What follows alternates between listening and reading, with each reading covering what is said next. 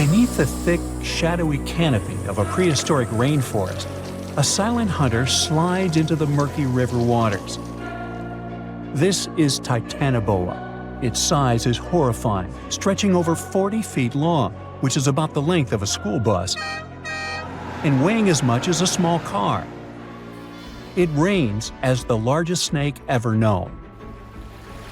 This is around 60 million years ago. It's only been 6 million years since the dinosaurs were wiped out by an uninvited asteroid. Nature is slowly returning to life, the Paleocene epoch. Titanoboa's home is lush and sweltering. The air is very humid, like in a steam room, and the rivers are teeming with fish, perfect for a predator like this. Now that the dinosaurs are gone, Titanoboa becomes the queen of hunting. It's perfectly built for both power and stealth. A strong, sturdy spine can hold the snake's massive size while staying smooth and silent. Titanoboa glides through the water like a shadow, barely visible. It doesn't chase. It doesn't need to. Titanoboa waits beneath the river's surface, in darkness. A bunch of ancient lungfish meanders too close. With one surge, it lunges, its jaws snapping shut. The fish doesn't stand a chance. Titanoboa's grip is unrelenting. After the prey stops moving, the snake immediately consumes it whole. For millions of years, this snake ruled the rainforests. Nothing could challenge it, not the prehistoric crocodiles, not the small mammals, not even the birds. But, as it turns out, it wasn't the only apex predator. Alongside Titanoboa, there was this entire family of snakes, a huge biological tree full of snake genomes and species. Their history spans around 100 million years, all the way to the Cretaceous period. We find their fossils all over South America, Africa, India, and Australia. That's because they evolved in the Gondwanan continents. Back then, all of this was one huge landmass, and they lived right in the heart of it. Now, this family coexisted with all the dinosaurs. The dinosaurs ruled the world back then, and the snakes couldn't be all that dangerous. They lived in the dinosaur's shadow, adapting to survive. Some of them fed on small mammals. Others waited for the dinosaur eggs to hatch. Some were super bold and went straight for baby dinosaurs. Fossils of one species showed the remains of a little titanosaur, that giant long-necked dinosaur, inside its stomach. And when the age of dinosaurs finally ended in a fiery cataclysm, it was time for these snakes to celebrate. After the asteroid disaster, the world entered a new era of heat and humidity. The warmer the climate, the easier it is for cold reptiles to thrive. Snakes, including Titanoboa, grew larger than ever, but so did the members of this family. All the snakes spread across continents, growing larger and scarier by the century. And eventually, Titanoboa stopped being the only ruler of jungles. Fast forward to about 47 million years ago. Now it's the Middle Eocene epoch, the tropical lowlands of what today is Western India. A lush, swampy place, full of rivers and pools. The earth was warmer, with turtles and crocodile-like creatures basking in the sun. And there evolved the largest and most fearsome predator of them all, Vasuki indicus. Even the name feels important. Vasuki, the serpent king of Hindu mythology, a colossal snake that's coiled around the neck of Lord Shiva, strong and loyal. And the indicus part is because the snake's fossils were discovered in India. Vasuki surpassed Titanoboa and grew to a jaw-dropping length of 50 feet, like a 4-story building. It also weighed as much as a small elephant. Unlike Titanoboa, who preferred to hunt in the rivers, Vasuki mostly hunted on land, though it still could venture into the water when needed. It prowled the marshy ground with quiet, calculated movements, blending with the dense undergrowth. Vasuki also ate crocodiles, massive turtles, and even early whales in local water pools. No one stood a chance.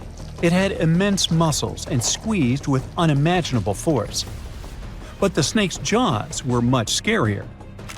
Unlike Titanoboa and today's pythons, Vasuki couldn't swallow massive prey whole. Instead, it ate them alive with its teeth, just like this.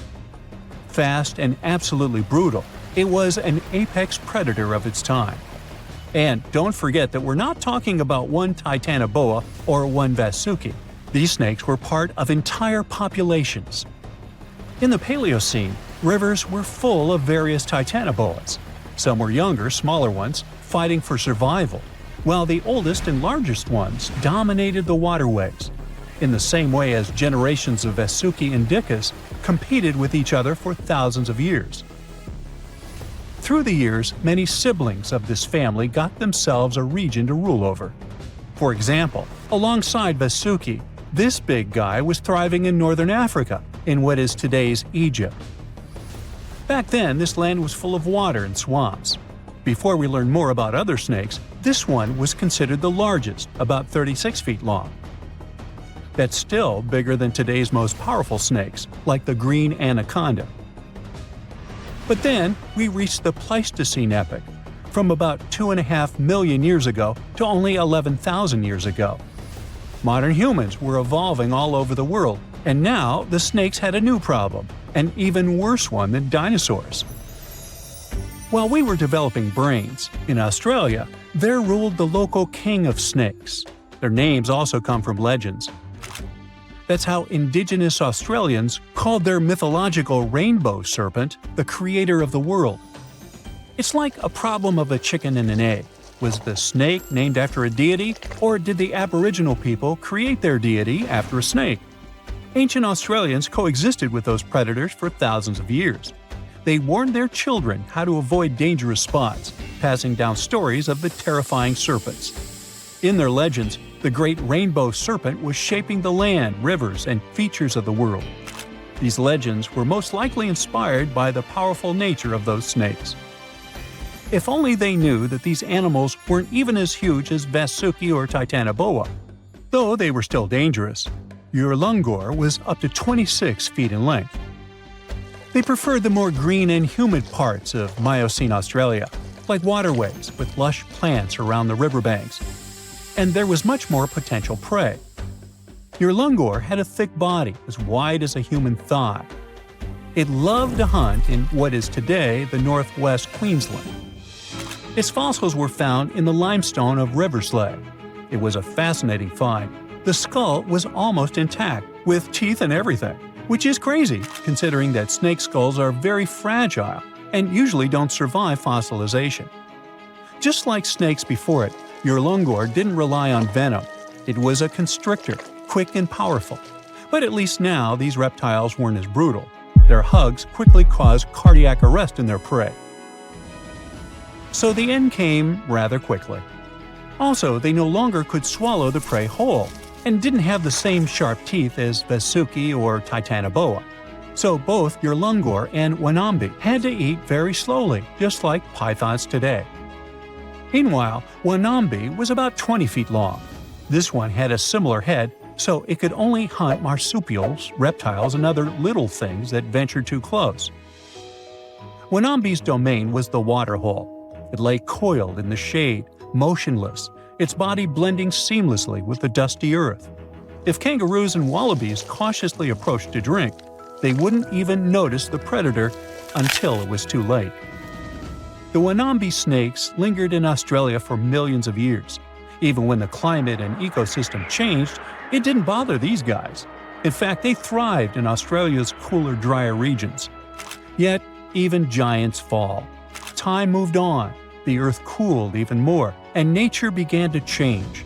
Wanambi managed to last up to around 50,000 years ago, and could have lasted longer if it wasn't for humans. The same Aboriginal Australians who once feared Wanambi eventually spelled the end for the snake. All these years of being the apex predator, only for the little apes to hunt you into extinction. But that's how evolution goes. Eventually, all the giant snakes disappeared, leaving behind only their fossils and stories like this one. So in the early 2000s, a geology major went on a field trip to the world's largest open-pit coal mine in Colombia. He picked up a piece of rock and noticed impressions of some prehistoric leaves on it. Then he found more rocks, and each of them had the same pattern. Back then, the student could hardly know that his discovery would help describe the largest snake that has ever lived on Earth. The student took his findings to a local scientist, who called up the Smithsonian Institute and invited them for a fossil hunt. He wasn't that surprised, as he knew there were fossils in the pits of Sarihan. Back in 1990, another geologist found a fossil there and brought it to his office. He wasn't sure of what it was and called it a petrified branch. Years later, a paleontologist saw an image of this branch. He knew it wasn't a branch at all, but a fossilized jawbone of an animal. The scientist got so excited about the find that he flew all the way to Colombia. He wanted to examine the fossil, but no one had the key to its glass display case. The scientists couldn't wait, so they broke the glass and confirmed that it was a fossil of an animal that lived millions of years ago. After Herrera's finding, they knew exactly there were more fossils in the area. It took the team of scientists about 2 years to figure out they were all a part of a giant snake and not a crocodile, as they thought because of the size. They managed to establish it by looking at the vertebrae and ribs of around 30 giant snakes. Now, you might think that fossils would get easily destroyed in an open-pit coal mine, but in fact, they were found under the coal that served as a protective layer for them.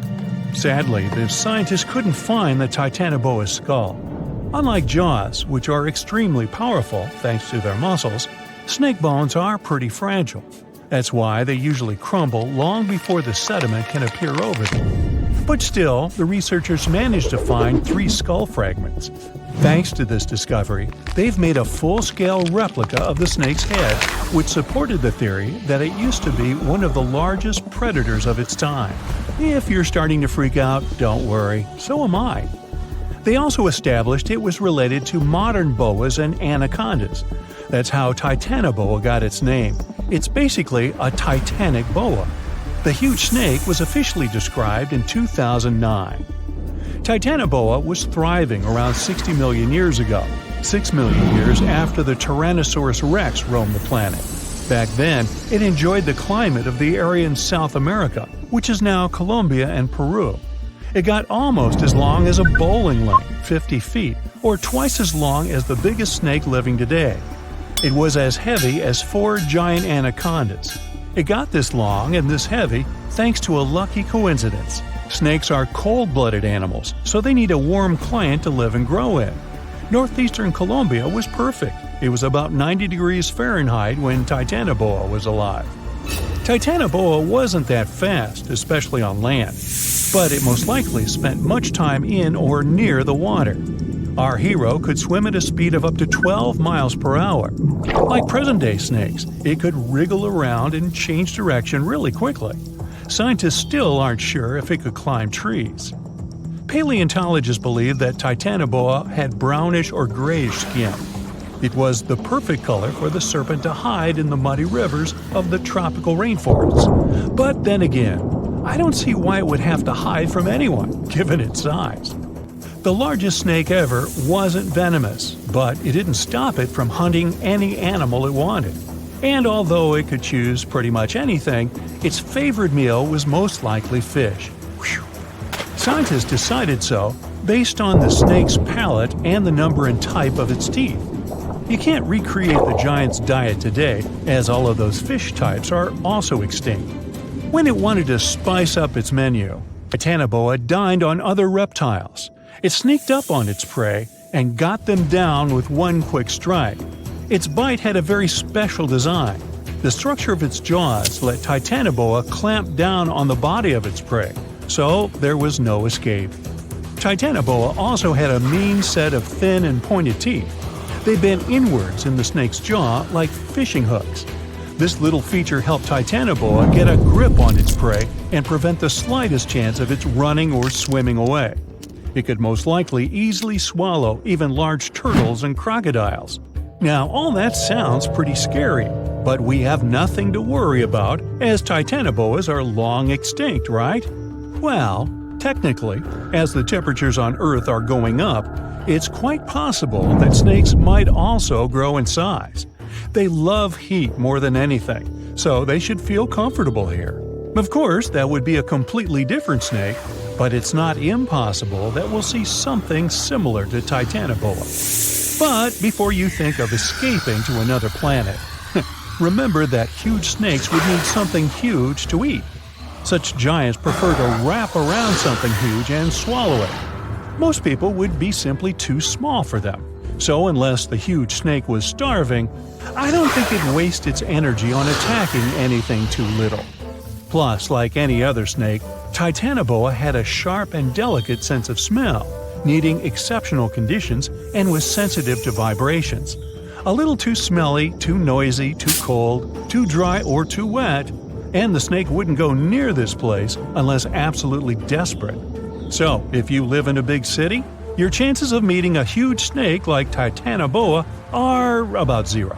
Rural areas are something different, but the only place where the giant serpent would consider living would be near the equator. We already have some pretty giant snakes in the warmest regions of the world. Amethystine python, or less poetically, scrub python, is a gentle giant. It's the largest snake in Papua New Guinea in Australia. It can grow to the enormous size of 28 feet and weigh up to 77 pounds, which is about as heavy as a Dalmatian. Scrub pythons are pretty curious, sometimes slithering inside people's homes in Australia, but they're mostly harmless to humans. Their favorite food is rodents, bats, and birds that come to streams for water. Until then, pythons quietly lie in wait. They have heat sensors in the pit of their muzzles. They help the pythons better see warm-blooded animals they can have for dinner. The African rock python is one of only 11 living species of its kind. It's currently the second largest snake on the planet. This huge brown snake reaches lengths up to 20 feet and weighs about half as much as the giant panda. It's very serious about its meals, as it can catch an antelope and eat it whole. Even the cold-blooded crocodiles are afraid of this beast because it can easily eat one of their kind too.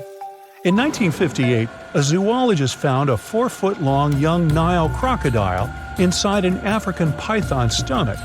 According to the scientist, the python said, "Well, I don't know about you, but I find this whole thing hard to swallow." Actually, that's not true. Pythons can't talk, as far as we know. The reticulated python holds the record as the longest of all the living snakes in the world. The largest of these guys made it into the Guinness World Records in 2011 with a length of 25.2 feet. Its name is Medusa, and it lives in a zoo in Kansas City, Missouri. An adult reticulated python is large enough to swallow a human whole, or a whole human, either way. But these snakes are mostly quite peaceful and prefer to lie down without much movement. Although many pythons have dwarf forms that are much smaller than their full-grown cousins, reticulated pythons also have super dwarf forms. You can keep one of those as an 8-foot-long pet. Yes, it's considered a dwarf form, although it's longer than the average human is tall. You know, somehow I still don't find that comforting. Now, of course you know that the Amazon River is famous for its piranhas, bull sharks, and other creatures you don't want to meet. But there are even more dangerous rivers in the world. The deepest of them, the Congo, goes so far down in some sections that even light can't reach there. It's the only major river that crosses the equator twice and carries enough water to fill more than 13 Olympic-sized swimming pools into the Atlantic Ocean every second. Wow! Even the most experienced boaters have trouble passing through all of the river's strong currents, rapids in its upper part, and waterfalls and gorges in the lower section. The Congo currents are so fast and powerful that they even divide animals like mountains and oceans do. There are new species of fish evolving separately on the two banks as they can't reach the other side and breed with each other. One of the most dangerous types of fish living here is the Goliath tigerfish. These monsters, that grow up to 5 feet and travel at the speed of 25 miles per hour, are relatives of piranhas. Their mouths are full of vicious, razor-sharp teeth. Their females lay hundreds of thousands of eggs, and the offspring are predators from birth. You have a good reason to fear the Goliath tigerfish, as they're the only freshwater fish in Africa that have attacked crocodiles and even humans. Okay, not swimming there. There are dense jungles and more hungry wildlife, including snakes and some aggressive hippos, all along the river. Still, it's used as a water highway in Central Africa, so barges traveling on it for weeks are often crowded with up to 2,000 people and capsize every now and then. And if you believe the local folklore, there's one more thing to be afraid of: the one who stops the flow of the rivers, a dinosaur-like beast that is said to live in the Congo River basin. There have been over 100 sightings over the last century, but no one can provide solid evidence the beast is real. At the turn of the 21st century, there was a series of terrible, mysterious stories on the Kali River in Asia. Something described as a mud-colored water pig would drag swimmers underwater in front of terrified eyewitnesses.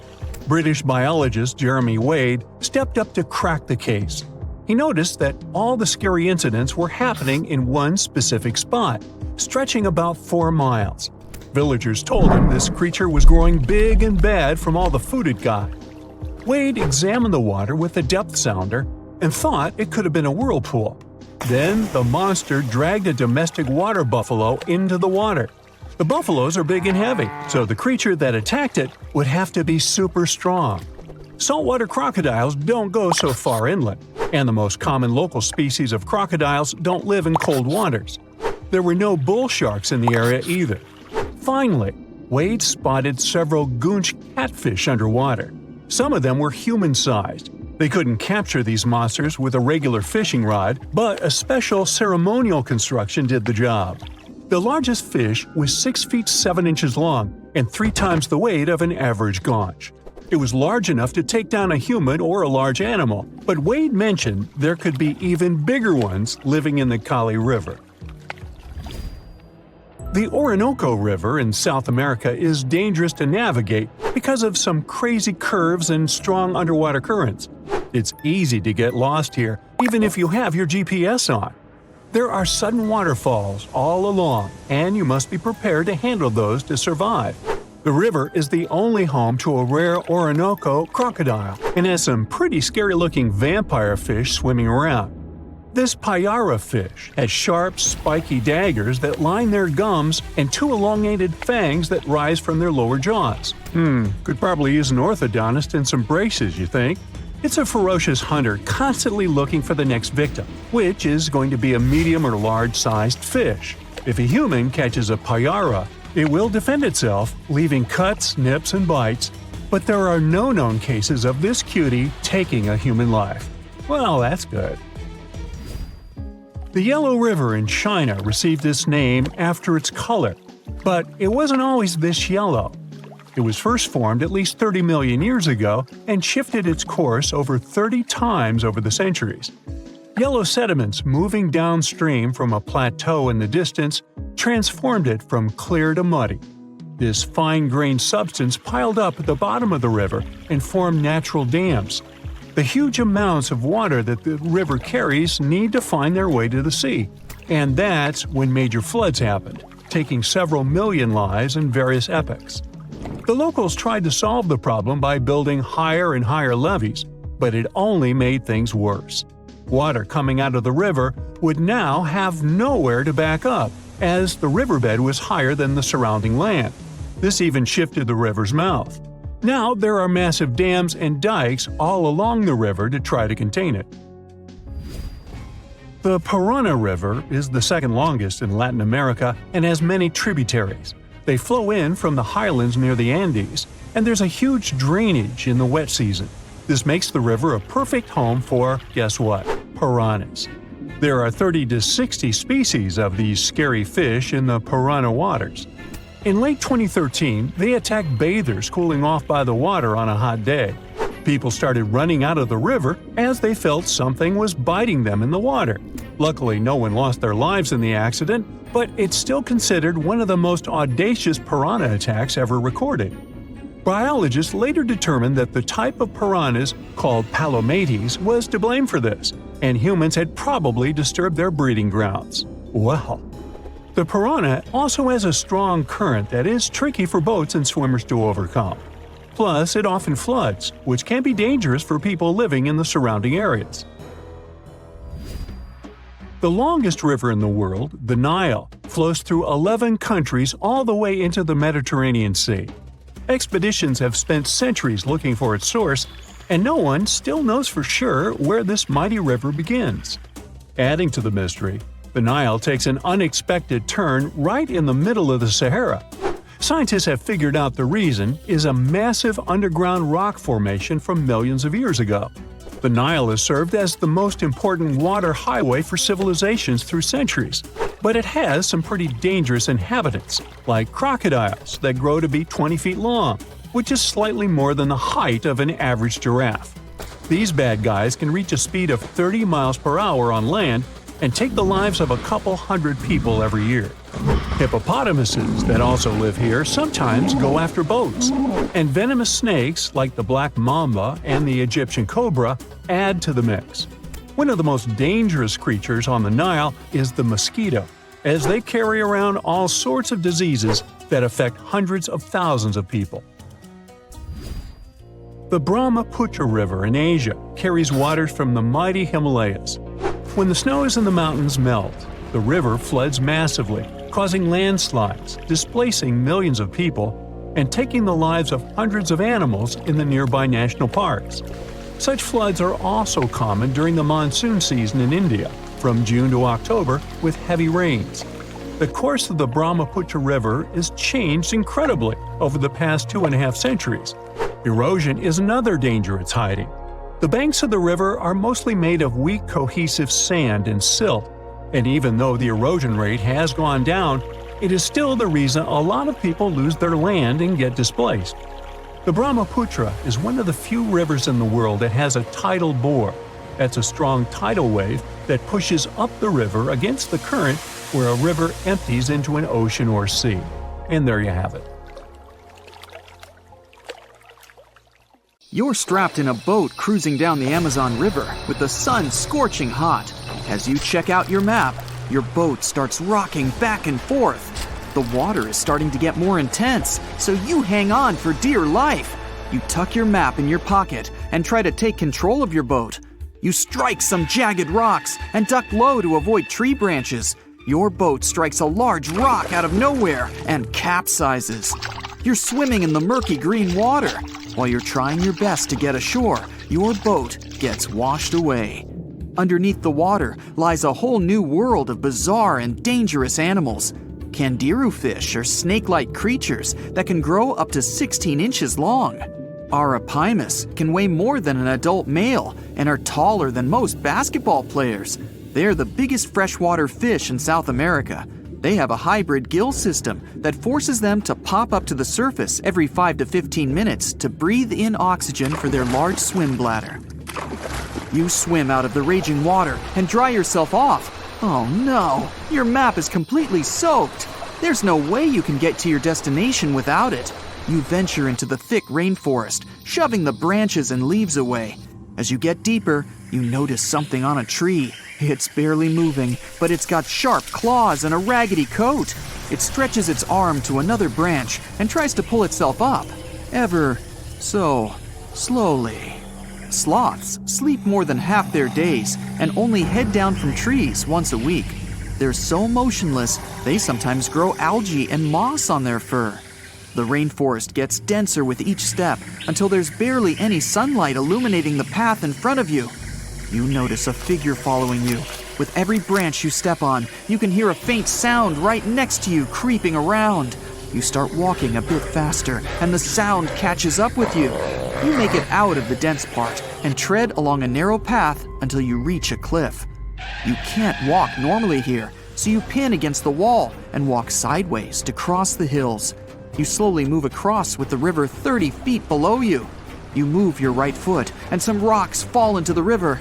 You keep going and misstep. You're about to fall, but you hold on to a large tree branch and pull yourself up.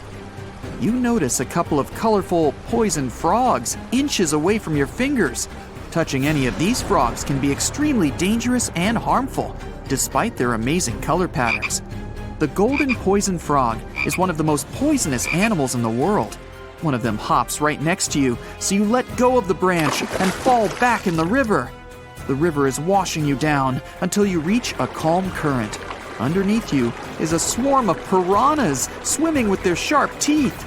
The red color on their skin is unmistakable, so you swim off like an Olympic athlete. Piranhas will eat anything that gets in their way, no matter the size. You grip onto a log and climb up a small rock to catch your breath. There's a huge electric eel underneath the rock. Despite their name, they're more related to catfish than eels. They use their powerful 600 volts of electricity to defend themselves and catch food. You're stuck, unless you're like the common basilisk that can run on the water like a jet ski. These incredible lizards have special webbing on their toes and can run the distance of a basketball court. You hop on a bunch of rocks until you reach the land. You continue walking along the riverbank until you come across a moving rock. You rub your eyes and see it moving again. It's a dinosaur-looking turtle that resembles a crocodile with armor. The mata mata is a freshwater turtle that disguises itself with its surroundings to catch prey. Their heads stretch longer than their bodies. You shimmy your way past it and continue. You head back into the rainforest and find a spot to rest. Wait, there are giant ants everywhere. They're the biggest ants in the world and can produce one of the most painful stings out there, even comparable to a wasp's sting. You immediately get up and find another place to rest. As you continue walking along, you notice the same feeling of something following you. You can hear some leaves rustling, but it's getting dark and there's no way of telling. You find a nice little spot to build a campfire and catch some Z's. But in the Amazon, everything is a threat. Except for those cute capybaras wandering around.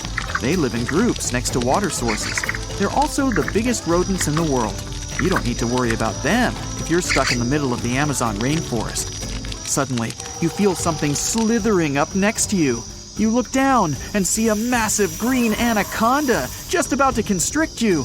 They are the heaviest snakes in the world and can grow up to 20 feet long and have a huge appetite. You get up and sprint your way out of there. All right, you found a decent cave to crash in. It's daytime again, and you're still alive. You continue walking along the rainforest. You were able to find some breakfast to boost your energy for the rest of the day.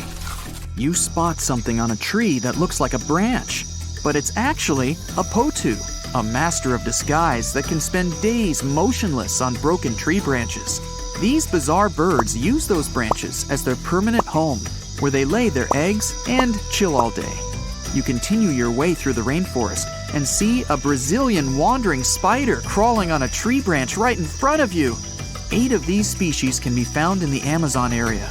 They are some of the most aggressive and venomous spiders out there. So, you make a big detour and walk away from it. You feel someone walking next to you again, but you still can't figure out what it is. You see a steep cliff with a waterfall hitting a large lake ahead of you. Looks peaceful, until you see a team of black caimans gathering around the shore. They're the biggest predators in the whole Amazon ecosystem and feed on anything that moves. It's a good thing you're on high ground, otherwise, whoa! You slip and fall down the river, right on the deep end. So far, no caimans spotted you. You swim underwater and try to get to the opposite end of where the reptiles are. As you climb out and dry yourself off, you notice some large black spots on you. You try pulling them off, but they've latched on pretty hard. The Amazon giant leech finds its target by tracking movement and shadow. Once they attach themselves to the skin, it's extremely difficult to extract them. The best way to do so is to slide your finger next to its mouth and pull it off slowly. Ugh. You manage to get them off your body and see that the caimans are swimming towards you. You're pinned to the wall with the lake of hungry reptiles approaching. Suddenly, a pink dolphin jumps out of the water and splashes all over them. They can grow larger than humans and are the celebrities of the Amazon. Scientists think they get their color from the blood capillaries on their skin. The Amazon even has bull sharks swimming around. These carnivorous giant fish are threatening to humans and can swim in both saltwater and freshwater. These sharks prey on anything within their reach, including other sharks.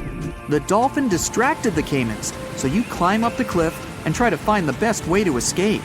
Opened jaws waiting for you to fall into the pit are right below you. You're lucky enough to escape to the top, but as your arms pull you up, the first thing that you see is a jaguar looking straight at you. It's the creature that's been following you this whole time. You get up while it starts circling you, timing its strike. You know that you can't take on a jaguar, nor can you outrun it, so you grab a large tree branch from the ground to defend yourself. It jumps at you, but you duck down in time. The jaguar lands in the water far away from the caiman crocs. It's a good thing these large kitties are excellent swimmers. You pick yourself up and continue. And to your surprise, you find your boat again. You fix it up and sail your way out of the Amazon. Whew! So imagine stumbling upon a creature so huge it could dwarf even the largest known marine animals today. Scientists discovered the fossils of this beast on England's coast and believe it once ruled the waves. The new species was named Ichthyotitan severnensis, but thankfully for me, scientists nicknamed it the Little Stock Monster. Its estimated lengths range from 72 to 85 feet long, almost as big as a blue whale. Megalodon can't even compare to this. It was only about 60 feet long. And what's crazy is that this fossil we found wasn't even an adult, so who knows what their actual size was. The first piece of the Little Stock Monster was discovered in 2016 in the Westbury Formation. Researchers found a 3-foot-long jaw part that belonged to an unknown species. For years, this single fragment had been driving them crazy because they had no idea what that animal was. Then, in 2020, a miracle happened, of sorts. A father with his 11-year-old daughter found the second piece of fossil on a beach. This discovery led to more findings. Finally, in 2022, the last piece of the literal jaw puzzle was found, buried along the Somerset coast. This leviathan belonged to the Shastasaurid family. Both the Little Stock Monster and other Shastasaurids had one ancestor, so all the species in this family are super similar to each other. For example, all of them were the largest marine reptiles ever to exist. Although our Little Stock Monster is much larger, most Shastasaurids could grow up to only 69 feet long, and it's possible that the Little Stock Monster, when fully grown, would reach up to 100 feet or even more. Both of their bodies were just perfect for cruising the ancient seas. These marine titans were elegant and slender, with an elongated snout. Other marine animals at the time were smaller and looked more like dolphins. Shastasaurids had long paddle-like limbs adapted for efficient swimming. Their skulls show large eye sockets, which means they had excellent vision. If you were in the ocean, no matter what time it was or where you were hiding, they could spot you. They were also incredibly fast and could dive to great depths. Of course, all these things made them the most terrifying predators. They ate pretty much everything, including fish and squid, and you if you were there. They probably captured their prey like whales, opened their huge mouths, and literally sucked the fish in. What made the Little Stock Monster especially scary is that it wins in the jaw competition. For other Shastasaurids, their jaws were a bit weaker, so they hunted smaller fish, kind of like today's orcas. They required vast amounts of food. This shows us that the Earth's Triassic oceans had rich, productive food webs. But the Little Stock Monster has this unique feature. It could open its jaw almost 90 degrees upwards. It also had tons of powerful muscles around. Its jaws were horrifyingly strong. So while others were hunting some squids, the Little Stock Monster probably hunted large fish and even other marine reptiles. Fossils of Shastasaurids have been found everywhere in the world, from North America to Asia. This means that these creatures dominated and terrorized the oceans for millions of years, although even they weren't completely safe from scavengers. And that's exactly why we struggle to find these fossils now. Scavengers didn't leave any remnants of them. So, while we have some fossils of this marine family, they mostly remain a mystery for us. They lived in the oceans about 200 million years ago, in the late Triassic period. The Earth looked completely different back then. All continents were united in one Pangaea, a huge landmass. Some parts of this supercontinent were covered with lush conifer forests. while others were dry deserts and open prairies. It was before the famous Jurassic period, but there were already first pterosaurs and amphibians. It seems like those monsters were crazy resilient. The Triassic period was super unstable, but they survived through many changes in the environment. Well, until the last one. The Triassic extinction came out of nowhere. It was one of the Earth's big 5 extinction events. It wiped out almost all species on the planet, including these leviathans. It's still not clear what happened exactly, but it looks like there was a huge tectonic activity. Volcanoes in the oceans were going crazy back then. These massive volcanic eruptions have probably altered the climate and ocean chemistry, leading to the extinction of many species. Scientists have a theory that it might have happened because there was a rain of comets flying to our planet from the Oort cloud. This likely happens about every 200 million years or so. I wasn't around then, so I'm just guessing here. In any case, after the extinction, the Earth took some time to recover. Then it entered the famous Jurassic period. More terrifying sea monsters were on the way. One of them left us a colossal skull. This fossil is 150 million years old, and it also belonged to a sea beast from Jurassic times. They called it the Sea Rex. The name is very fitting. This monster could have broken a car in half with one bite. It was also discovered accidentally. A fossil enthusiast was walking along the Jurassic coast. This place is famous for having tons of ancient fossils, all because of the erosion in stormy weather. Typically, people find small spiral fossils here. However, this time, he discovered a giant sea monster fossil. Excited, he contacted scientists. They arrived at the spot right away and then had to carefully climb down a cliff to search for the rest of the skull. This fragment alone is 6.5 feet long. Turns out, it's a newly discovered species of pliosaurs, giant predators of the ancient seas. Pliosaurs were among the largest marine predators ever. Some of them grew up to 40 feet long. They used their huge teeth to snatch and devour prey, including other reptiles. Well, at least those creatures are far gone. But what about the horrors that still live in our oceans? Recently, biologists discovered the world's longest animal, the one that's still alive to this day. They found it off Australia's coast, on the Gascoyne coast, a very mysterious and unexplored place.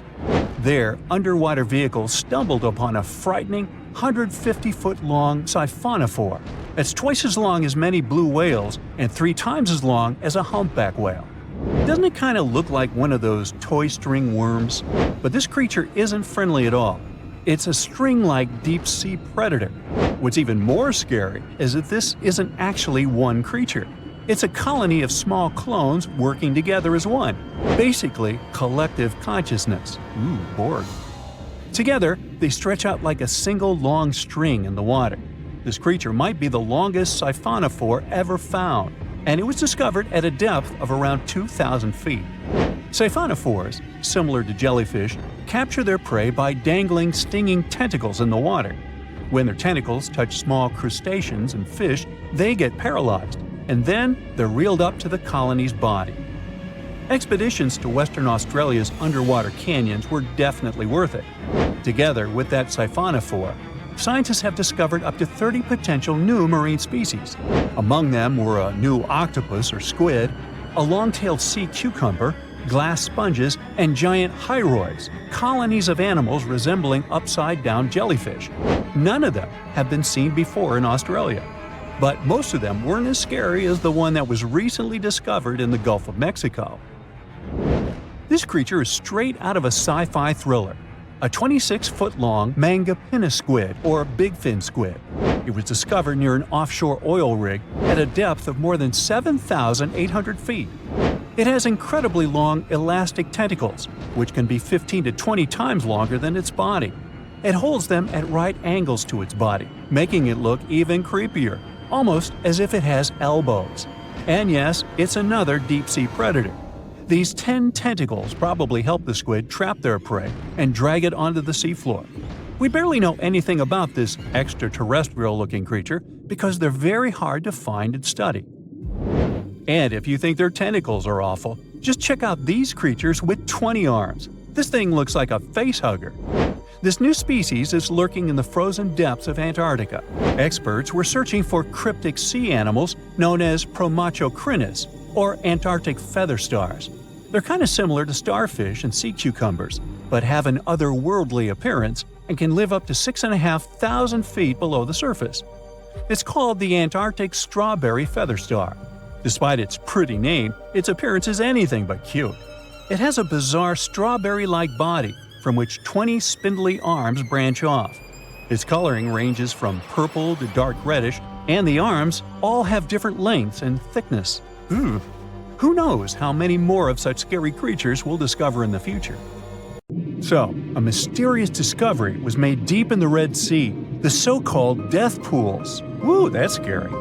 In 2020, researchers embarked on a dive into the Red Sea. The mission spot was in the Gulf of Aqaba, between Saudi Arabia and Egypt. Near the end of their expedition, as they ventured deeper into the darkening waters, they noticed some strange seaweed floating above the seafloor. They decided to use a remotely operated vehicle and investigate it. Suddenly, they discovered these strange, motionless lakes of water within the sea. These are called brine pools. They're basically pockets of salty water deep on the ocean floor. And when I say salty, I mean it. Sometimes they're up to 8 times saltier than the ocean water itself. Mysteriously, they don't mix well with the surroundings. They formed millions of years ago, sometime during the Miocene epoch, back when weird creatures roamed the earth, like me, and deeply buried mineral deposits dissolved into the water. The largest pool spans about 170,000 square feet. Meanwhile, 3 smaller ones are under 107 square feet each. At first, this discovery didn't seem that scary. But here's why they're so horrifying. Not only are they disgustingly salty, they also lack oxygen. Now hold on a sec, isn't that normal for something that's underwater? Well, it turns out the Earth's waters are full of oxygen, and at least half of this element on our planet comes from the oceans. Just like plants on land, marine plants such as phytoplankton, seaweed, and algae munch on sunlight and produce oxygen through photosynthesis. They release lots of it into the surroundings. Marine life then eats half of it, so only about a quarter of the oxygen that we breathe actually comes from the oceans. Just like us, sea creatures need this element to survive. Without it, they can't breathe and support their metabolism to live. That's why these pools are super dangerous for most of them. It's like a puddle of thick syrup for bugs. When they get in, the poor things immediately suffocate and pass away. Which is why the pools are surrounded by a graveyard of marine animals. But let's see how these things can exist in the first place. Have you ever tried making ice cubes from salty water? Spoiler, it's pretty hard. When you add salt, the water gets harder than usual to freeze, a phenomenon that has a funny name, freezing point depression. Oh, that's because salt interferes with the hydrogen bonds between water molecules. As it finally freezes, stuff like particles, dirt, or dissolved salts get pushed out to the sides.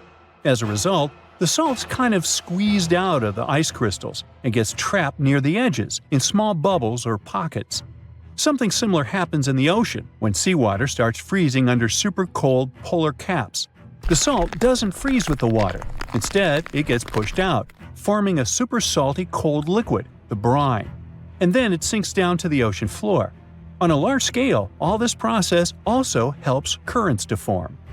Despite being so dangerous, the pools are still full of microbial life, because microbes couldn't care less, they'll survive anywhere. There are literally thick mats of them in the brines. There are also some salt-loving creatures, like shrimps and eels, hovering around the pool's edges. They're being super creepy, waiting to catch unsuspecting prey that ventures too close to the toxic death pool. Ew. Well, it sounds icky, I know. But this discovery gives us some fascinating insights into how life might have originated on Earth. We already know from the evolution theory that we came from the ocean, but now scientists think that life might have begun in the deep sea in some super dark, oxygen-free places. These brine pools are like time capsules. They're one of the closest things we found to the early Earth. They can tell us the planet's history of earthquakes, floods, tsunamis, and more. For example, they have some traces of rainfall that happened over 1,000 years ago. And they can also help us search for life on other water-rich planets. For example, Mars most likely used to have huge oceans on it. Now, NASA scientists want to send a special instrument called HABIT for a special Red Planet mission to study things similar to our brine pools. This will tell us more about how life appears and survives in the universe. There is lots of unexplored fascinating stuff like this in the Red Sea. That's why scientists conducted the so-called Decade Expedition and spent around 5 months exploring the place. This expedition was launched by the National Center for Wildlife. They made so many remarkable discoveries that now we've got 77 new research papers. For example, they found over 10 blue holes, incredible underwater sinkholes that host unique ecosystems. They also learned that dolphins can use those blue holes to protect their young from predators. Scientists also found traces of great white sharks, a creepy community of deep-sea lanternfish living in low oxygen conditions, and even a new coral species. It's the most resilient deep-sea corals that also vibe just fine without oxygen, like microbes we mentioned.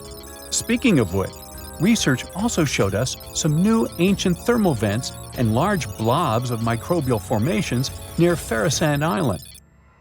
Now, can you believe that with all that, we only explored 5% of the ocean? It's divided into several layers based on depth. Each layer becomes darker and more isolated from sunlight as we go deeper. The places that no sunlight can reach are terrifying. Now, the fun, cute layer with dolphins and turtles is called the epipelagic or sunlight zone. It's so tiny, but even this layer is about 650 feet deep. Then we have the mesopelagic or twilight zone. It's the layer of mysterious octopus, shark, and other loners which extend to about 3,000 feet down. And then the horrors begin after this one. We encounter the bathypelagic or midnight zone. It extends to 13,000 feet below the surface, about a half of Everest above you. Here we have the famous poor blobfish, squids, and anglerfish. Below it is the abyssal zone. It extends to about 20,000 feet deep. Since there's not much sunlight or oxygen, as we mentioned, most creatures here are quite small, like tube worms and shrimp. The darkness continues until we arrive at the scariest place of the planet, the place full of trenches formed by tectonic plate movements, the Hadal Zone. It's named after Hades, the deity of the underworld in Greek mythology. Just like Hades' realm is dark, remote, and guarded, the Hadal Zone is the deepest and most depressing part of the ocean. It starts at depths of around 20,000 feet and can go down to 36,000 feet and more. The famous Mariana Trench also belongs to this zone. Only 3 people in history have ever explored these depths in person, making it one of the least explored and most mysterious places on our planet. However, despite crazy high pressure, near freezing temperatures, and complete darkness, there are still things who manage to survive here. Guys like amphipods, which are critters who feed on dead material sinking from above, and the Hadal snailfish, which lives as deep as 27,000 feet. So scientists used to assume that if there's no sunlight, there wouldn't be that much oxygen around. But one day, a research team decided to measure the levels of oxygen in one of those deep zones. Surprisingly, the levels were super high. They checked the equipment thinking that it was malfunctioning, but nope, all the sensors showed the same thing. Turns out the oxygen was somehow generated by rocks. These small potato-sized rocks on the seafloor are called polymetallic nodules. They're rich in metals like copper, nickel, and cobalt, and they're basically like small batteries. When you put a battery in salt water, it can produce bubbles of gas, a process called electrolysis. In the same way, these rocks create tiny electric currents, which are powerful enough to produce the same gases, splitting water molecules into hydrogen and oxygen. It's the first time we saw oxygen being produced by some non-living minerals. This is what scientists now call dark oxygen. It turned out that about half of large marine species, or megafauna, were living just on dark oxygen alone. All these discoveries are reshaping our understanding of where and how life could evolve. It means that we might be able to find life on other planets or satellites with low oxygen conditions, like Enceladus and Europa, the moons of Jupiter and Saturn, and they have large bodies of frozen water on them. Wow! Most of the ocean is still shrouded in mystery, whether we're talking about dark corners or creatures that are hiding in the depths. But sometimes, it gives us a peek into scary things it hides in its cold, dark depths. Like when you hear on the news that there are some deep-sea creatures washed ashore after a powerful storm once again. Some just look weird, while others are real monsters that live at depths of more than 3,300 feet. The coldest and deepest parts of the ocean have created one specific phenomenon called gigantism. So, sea spiders, squids, worms, and many other animals, mostly invertebrates, or creatures without backbones, they're all way bigger and scarier than the versions we see in the more shallow areas. In the Pacific depths, you can see a sea sponge as large as a minivan. Or what about the colossal squid that lives in subantarctic waters and is nearly 14 times longer than the arrow squid, a type that mostly lives in New Zealand? Researchers found many of these underwater monsters in the abyssal zone of the ocean.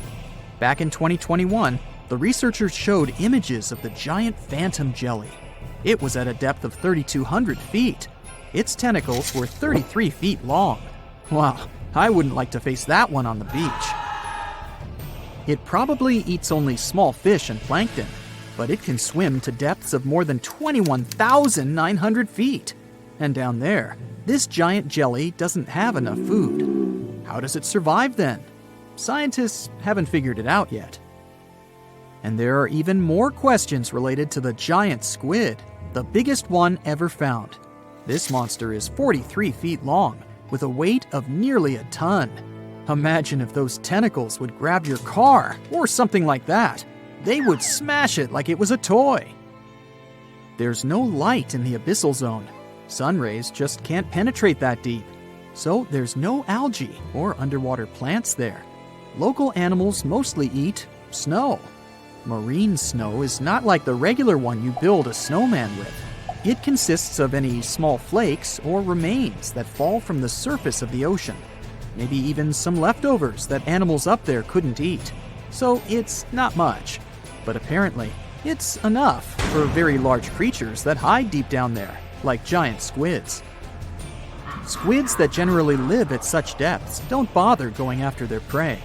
They just wait until the poor animal swims right up to their long tentacles and falls into a trap.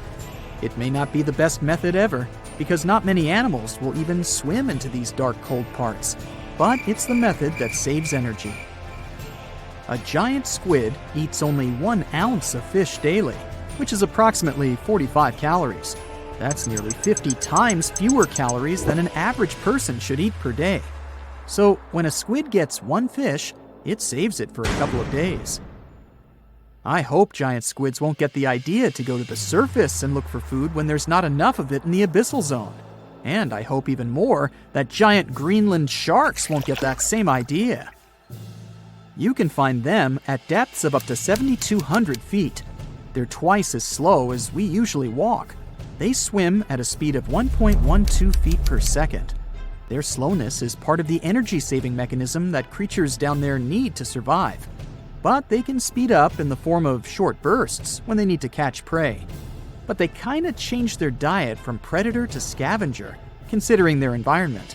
There will be more leftovers falling from the surface than animals to go after.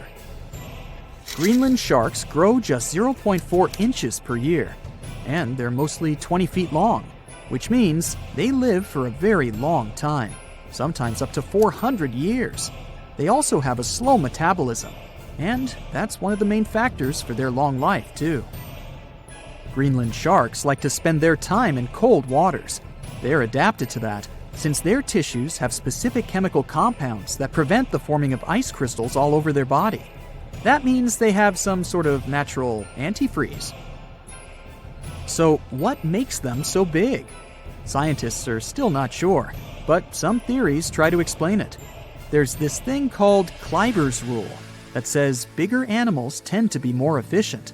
Just take a small fish and compare it to a whale with a mass hundreds of times bigger. The whale has a greater metabolism. It conserves energy more efficiently and loses less of it to the surroundings through heat. Moving on, bigger animals can ingest bigger prey. They're more likely to go through tough issues in their environment or defend themselves from predators going after them. Also, the body gets bigger when temperatures are lower. The Greenland shark is a perfect example. So are giant sea spiders. Sea spiders are generally common, and you find some very small ones at 0.04 inches. But in deeper parts of the Antarctic, they become 3-foot-long giants. They grow so big because the cold water has more oxygen. That way, more of it diffuses into the animal's body, and that allows it to grow bigger. Yeah, both as a creature and a nightmare. And how about this giant tube worm? Researchers found it accidentally while they were exploring the mysteries of the Pacific Ocean floor. They stumbled upon unusual hydrothermal vents. Volcanic heat is a thing that gets them going. As water seeps down through faults or cracks in the rock, these vents change their direction. When the water gets out of the vent, it's rich in different minerals and chemicals. Most animals wouldn't survive being around this toxic soup of chemicals, but not these tube worms. They came as a true surprise, because not only are they not bothered by these toxic vents and the almost boiling temperature of the water, but they developed entire ecosystems there. They're unique because they don't need sunlight to survive. Instead, small bacteria are their main source of energy. That bacteria gets their energy directly from these toxic chemicals. So it's not photosynthesis, but a process called chemosynthesis. And these tube worms don't have mouths. These bacteria live inside them. Strange story, huh? Plus, these scary worms reach up to 8 feet. Giant isopods are no better either. They lurk at the depths of the ocean of 1,640 feet or more below, far away from the sunlight, looking like some monstrous wood lice. They spend most of their time on the seabed, hoping to find some food falling from higher levels of the ocean. Check out their small hooked claws at the ends of their legs. Isopods use them to remain more stable while moving around the ocean floor. Since there's no light, they have long antennae that help them feel their way around. These sensory antennas are about half the length of their body. Giant isopods have pretty big eyes compared to their body size, too. They can grow over 12 inches from head to tail. And these fellas are really patient. Remember how we said animals down there rarely get food? Sometimes they need to wait for years to get a proper meal. That's why their metabolism is amazingly slow. 5 years later. They can go for 5 years without eating anything. Imagine that. I get hungry just talking about this. In 2006, a biologist did research to compare the differences between the shallows and the deep sea regions. He realized the deep sea mirrors the island rule. First, isolated parts of land develop biodiversity you won't find anywhere else. Second, small-bodied life there grows much bigger when it's isolated, compared to life on large land masses. Resources are limited, but also competition and predators. And we don't know much about these deep-sea creatures. It's too expensive and too complicated to carry out such research. So we'll just wait for more raging storms to show us at least part of the monstrous world cold ocean depths hide.